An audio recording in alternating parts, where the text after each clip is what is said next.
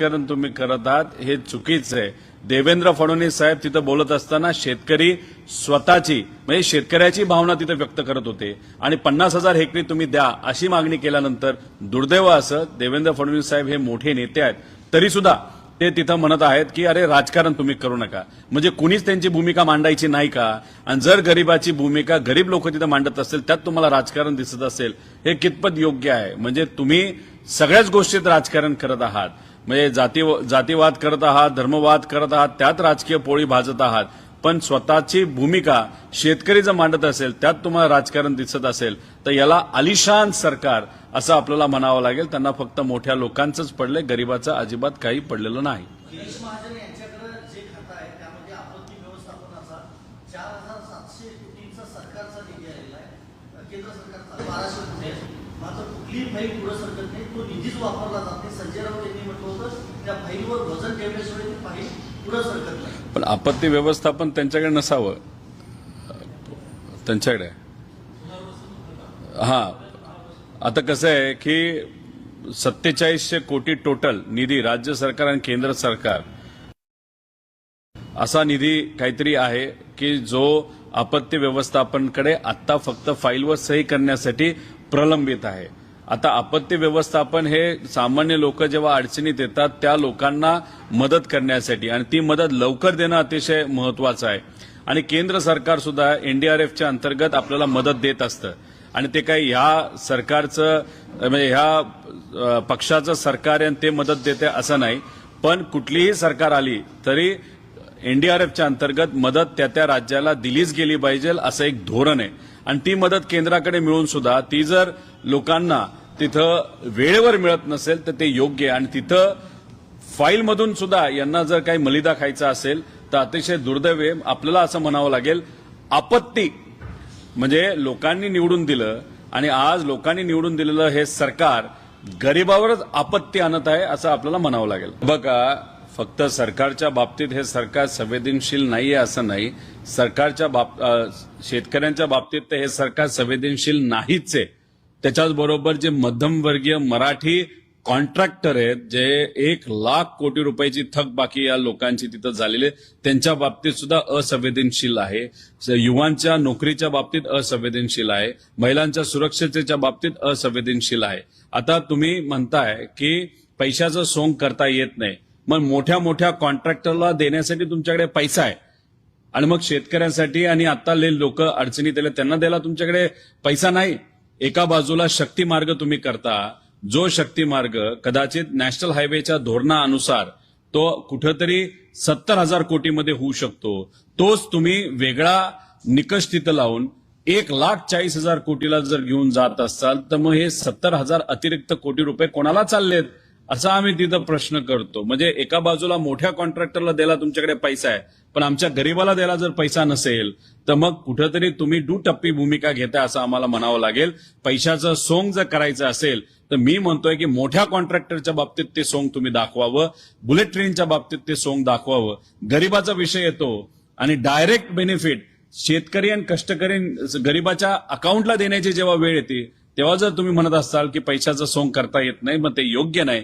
मग दुटप्पी भूमिका, कॉन्ट्रॅक्टरची वेगळी भूमिका तुम्ही घेताय, गरीब कॉन्ट्रॅक्टरची वेगळी घेत आहात आणि शेतकरी आणि कष्टकऱ्यांची वेगळी भूमिका तुम्ही घेत आहात असं आपल्याला म्हणावं लागेल। 100% हा हेतू आहे, पात्र लाभार्थ्यांची संख्या हळूहळू ते कमी करतील। म्हणजे इलेक्शनच्या काळामध्ये तुम्ही सर्व लाडक्या बहिणींना अडव्हान्समध्ये पैसे देत होता, म्हणजे 3 महिन्यांचा अडव्हान्स आम्ही दिला, 2 महिन्यांचा अडव्हान्स तिथं दिला, आमच्या लाडक्या बहिणींना आम्ही रक्षाबंधनची भेट तिथं दिली आणि नंतर जसं इलेक्शन झालं तुम्ही निवडून आला त्यानंतर हळूहळू तुम्ही लाडक्या बहिणींचा आकडा कमी करत चाललाय। 26 लाख महिलांचं नाव आता तुम्ही कमी केलेलं आहे। हळूहळू एक तुम्हाला सांगतो, जेव्हा स्थानिक स्वराज्य इलेक्शन होतील त्यानंतर पूर्णपणे ही योजना हे सरकार बंद करेल, नाही तर कोर्टामध्ये आपलाच एक माणूस कार्यकर्त्याला लावून या योजनेला अडचण हे 100% तिथं आणू शकतात। मग एका बाजूला तुम्ही हजारो कोटी पुरुषांना सुद्धा दिलेले आहेत का घाई गडबड होती तुम्हाला इलेक्शन निवडून यायची आणि इलेक्शन झाल्यानंतर मात्र तुम्ही तिथं आता आमच्याकडे पैसा नाही कारण लाडक्या बहिणीला आम्ही देत आहोत। अहो भ्रष्टाचार तुम्ही कमी केला तरी लाडक्या बहिणींना डबल पैसे तुम्हाला देता येतील, पण भ्रष्टाचार तुम्ही एका बाजूला कमी करत नाही, पण आमच्या लाडक्या बहिणींचं नाव तिथं कमी करत आहात. ही कुठं ना कुठंतरी इथं आम्ही आता तुमची मतं घेतली, आता लाडक्या बहिणी ह्या लाडक्या राहिलेल्या नाहीत, त्या कुठेतरी आमच्या पर्याय बहिणी झालेल्या आहेत, नाही तर आमच्या दूर गेलेल्या बहिणी आहेत असं कुठेतरी तुम्ही संदेश देण्याचा प्रयत्न तिथं करत आहात. मग आता संजय राऊत साहेब जर मर्सिडीज गाडीमध्ये आले आणि त्याच्यावर तुम्ही टीका करतायत, तर मग आपण असं म्हणायचं की मुख्यमंत्री साहेब हेलिकॉप्टरला गेले त्याच्यावर आम्ही टीका करायची, का विमानाने गोव्याला गेले त्याच्या बाबतीत आम्ही टीका करायची. एक तुम्ही समजून घ्या की देवेंद्र फडणवीस साहेबांचा विरोधी पक्ष नेता असणाऱ्याचे व्हिडिओ आपल्या सर्वांकडे आहेत. अजितदादा तिथं विरोधी पक्ष नेता असतानाचे व्हिडिओ आपल्याकडे आहेत. अधिवेशनामध्ये सुद्धा देवेंद्र फडणवीस साहेब विरोधी पक्ष नेता असताना तिथं त्यांनी सांगितलंय की तुम्ही ओला दुष्काळ जाहीर करा, शेतकऱ्याला भरीव निधी तुम्ही तिथं द्या आणि तिथं दानत लागते शेतकऱ्याला मदत करायला, तेव्हा तुम्ही तिथं बोलत होता. आता तर तुम्ही मुख्यमंत्री आहात, मुख्यमंत्री असताना सुद्धा 5.5 तासामध्ये तुमचा तिथं दौरा आटपला. तुमचे काही नेते जे करमाळ्यात जातात, इतर ठिकाणी जातात, राजकीय बैठका घेतात आणि शेतकऱ्याला तिथं ऐकून घेत नाहीत. मग ह्याच्यावर तुम्ही तिथं बोलत असताना फक्त विरोधी पक्षावर जर टीका करत असाल, अहो तुम्ही विरोधी पक्ष नेता असताना ओला दुष्काळ जाहीर करा असं सांगता, शेतकऱ्याला भरीव निधी द्या, दानत लागते असं बोलता. आता तर तुम्ही सत्तेत आहात, केंद्रात तुमचं सरकार, राज्यात तुमचं सरकार. आता मग 50,000 रुपये पर हेक्टरी द्यायला तुम्हाला काय होतं, ओला दुष्काळ जाहीर व्हायला तुम्हाला काय होतं, आणि तिथं कर्जमाफी करायची हीच ती वेळ असं आम्ही म्हणत आहोत. पण तुम्ही वाट बघत आहात की पुढच्या आमदारकीची वाट बघत आहात. आमचं मत आहे की खरंच तुमची दानत असेल तर एक तर कर्जमाफी तुम्ही आत्ताच्या आत्ता जाहीर करा, 50,000ची मदत करा आणि ओला दुष्काळ हा तुम्ही जाहीर करा, अशी आमच्या सगळ्यांची मागणी आहे. त्या बाबतीत तुम्ही प्रवक्ते म्हणून सुद्धा काय म्हणत आहात हे दुनिया उघड्या डोळ्याने तिथं बघत आहे. एक तुम्ही समजून घ्या, वाईट काळामध्ये आणि चांगल्या काळामध्ये पवार साहेबांनी ज्या पक्षाला दिशा दिली, नेत्यांना दिशा दिली. चांगला काळ हे बघा, तो शासकीय कार्यक्रम होता असं आम्हाला कळतंय आणि शासकीय सांस्कृतिक कार्यक्रम होता. तुळजापूरमध्ये तुळजा मातेच्या तिथं तो कार्यक्रम होता. मला जे कळालेलं आहे, दिवसभर त्यांनी जिल्ह्याची पाहणी करून मग संध्याकाळी त्या कार्यक्रमाला त्यांनी उपस्थिती दर्शवली. कलाकारांनी सांगितलं थोडंसं तुम्ही डान्स करू शकता, तर आता त्यांच्या स्टाईलमध्ये त्यांनी तिथं डान्स केलेला आहे. पण तरीसुद्धा कलेक्टरांना मला विनंती करायची आहे की तिथे असणारे बऱ्याच तालुक्यातले लोक म्हणतात की अजूनपर्यंत त्यांना मदत पोहोचलेली नाही, पंचनामे हे झालेले नाहीत. मला काय सवय नाही की राजकारणामध्ये राजकारण करायचं आणि अधिकाऱ्यांना सारखं सारखं तिथं अडचणीत आणायचंय. मला त्यावर एवढंच सांगायचं, पुढच्या 4 दिवसामध्ये लवकरात लवकर तिथले पंचनामे सरसकट झाले पाहिजे आणि लवकरात लवकर झाले पाहिजे, त्या बाबतीतली दक्षता त्यांनी घ्यावी. एवढंच इथं विनंती तिथं असणाऱ्या कलेक्टरांना मी करतो.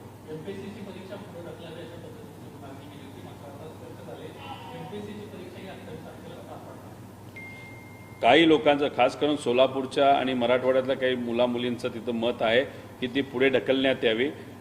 लोकांचं आणि अनेक लोकांचं मत असेल तर ती पुढे ढकलायला काही हरकत नाही, पण पुढे ढकलत असताना काही ती मर्यादा दिली पाहिजे. 28लाच ती होणार असेल तर त्याच्यापेक्षा एक 7-8 दिवस जर पुढे. पण काय होतं की भीती अशी वाटते की सरकार ती पुढे ढकलते, पण पुढे एकदा ढकलली की परत कधीच होत नाही. म्हणून बऱ्याच मुलांचं असंही मत आहे की पुढे ढकलू नये. माझं एवढंच मत आहे की जर सरकारने पुढे ढकलत असताना 7 दिवसात आम्ही घेऊ, 10 दिवसात आम्ही घेऊ असं बोलणार असेल तर ती पुढे ढकलावी. पण पुढे ढकलत असताना ढकलून पुढेच ढकलली ती अडचण तिथं होऊ शकते. त्यामुळे मुलांना सुद्धा विश्वासात घेणं आणि जिथे काय सेंटर्स आहेत आणि खास करून सोलापूर मराठवाड्या भागामध्ये तिथे असणाऱ्या सेंटरमध्ये असणाऱ्या मुलांना काही अडचणी असतील आणि जी मुलं आज पावसात अडकलेली आहेत त्यांचा अभ्यास तिथं झाला नसेल, तयारी झाली नसेल, तर मग या मुलामुलींना अडचण येऊ शकते. त्यामुळे समावेशक निर्णय सरकारकडनं घेतला जावा अशी, नाही तर MPSCकडनं घेतला जावा अशी विनंती आम्ही सुद्धा मुलांच्या वतीने त्या ठिकाणी करतो.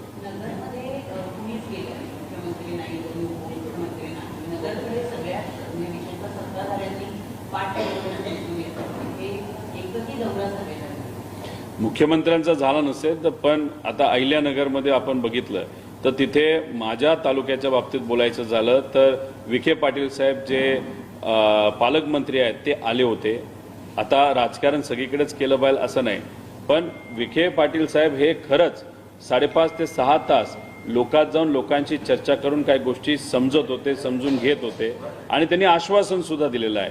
मी त्यांना विनंती करतो की तुम्ही दौरा हा मनापासून केलेला आहे. हा जर विखे पाटलांनी दौरा मनापासून केला असेल, आश्वासनं अनेक दिलेली आहेत, त्यांना आम्ही सुद्धा विनंती केलेली आहे की आम्हाला या गोष्टी तिथं लागतील, त्यामुळे ते पालकमंत्री असल्यामुळे लवकरात लवकर ते विषय संपवतील अशी अपेक्षा मी करतो. आता विषय एवढाच आहे की विखे पाटील साहेब मनापासून दौरा करत होते, दिलेला शब्द ते पूर्ण करतील अशी अपेक्षा आहे. पण ते फिरत असताना काही जामखेडचे जे भाजपचे पदाधिकारी आहेत यांनी मात्र विखे पाटील साहेबांच्या दौऱ्यावर बहिष्कार टाकलेला आपण बघू शकतो. आता हा वाद भाजपमध्ये आहे का हे आपल्याला बघावं लागेल, कारण माझे विरोधक जे सभापती आहेत त्यांचा दौरा झाला, विमानाचा झाला, लोकात ते गेले, 5-5 मिनिटं फक्त लोकांसाठी ते जिथं कुठं अडचण होती तिथं गेले. आता 5 मिनिटांमध्ये त्यांना काय कळलं हे मला तरी त्या ठिकाणी माहीत नाही. पण आता ठीक आहे, सभापती पण फिरले आणि विखे पाटील साहेब सुद्धा फिरले, त्यामुळे माझ्या मतदारसंघातले विषय संपतील, लवकरात लवकर संपतील अशी मी अपेक्षा करतो. नाहीतर झालं असं की रोहित पवार जे मागतात त्याला विरोध माझे विरोधक म्हणजे राम शिंदे सर तिथं करतात. आता विखे पाटील साहेब हे पालकमंत्री असल्यामुळे त्यांनी अनेक घोषणा तिथं केलेल्या आहेत, फक्त त्यांच्यात वाद असल्यामुळे तिथं माझ्या मतदारसंघाचं नुकसान होऊ नये अशी मी अपेक्षा तिथं करतो. लाडक्या बहिणीचा हप्ता जो आहे तो महाराष्ट्रामध्ये तातडीनं वाटण्यात आला, 2 हप्ते अगोदर देण्यात आले. बिहारची निवडणूक आता तोंडावर आहे. अशा वेळी आता महिला रोजगार योजनाच्या अधिकारी सुरू केली आहेत. 10,000 रुपये हप्ता थेट महिलांच्या खात्यामध्ये चालला. 70 लाख महिलांच्या खात्यावर जाणार. 75 लाख गेला बिहारला ना. आता हे बघा, एक तुम्ही समजून घ्या की लाडक्या बहिणींना मदत का करावी लागली या सरकारला, कारण शेती धोरणाच्या बाबतीत हे सरकार कमी पडलं, मजुराच्या बाबतीत हे सरकार कमी पडलं, रोजगाराच्या बाबतीत हे सरकार कमी पडलं. मग आता तिथं असणारा रोष हा कसा मिटवायचा, तर लाडकी बहीण योजना महाराष्ट्रामध्ये आणली गेली. 1500 रुपये महिलेला तिथं दिले गेले, ॲडव्हान्समध्ये पैसे तिथं दिले गेले आणि नक्कीच कुठं ना कुठंतरी त्या पैशाचा उपयोग तिथं असणाऱ्या गरीब वर्गाला हा झाला आणि त्याचा फायदा राज्यामध्ये तिथं असणाऱ्या महायुती सरकारला झालं.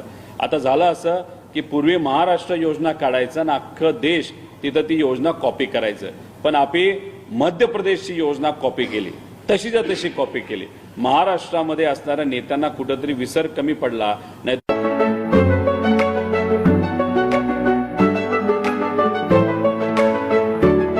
आणि आज महाराष्ट्राची योजना बिहार कॉपी करत असेल तर मग असं आपल्याला म्हणावं लागेल की कुठेतरी तिथं सुद्धा धोरणात्मक निर्णय गेला, हे सरकार कमी पडलं. आणि महाराष्ट्रामध्ये सरकार इलेक्शन झाल्यानंतर मात्र आमच्या लाडक्या बहिणींना विसरतं, तसंच बिहारमध्ये सुद्धा काही ना काही तिथं होऊ शकतं. त्यामुळे ही जी स्पर्धा, पॉप्युलस निर्णय घेण्याची स्पर्धा जी राज्यामध्ये सुरू झालेली आहे, त्याच्यामध्ये राज्याचं मोठ्या प्रमाणात नुकसान दीर्घकालीन होऊ शकतं असं भीती अनेक तज्ज्ञांना तिथं वाटायला लागलेली आहे.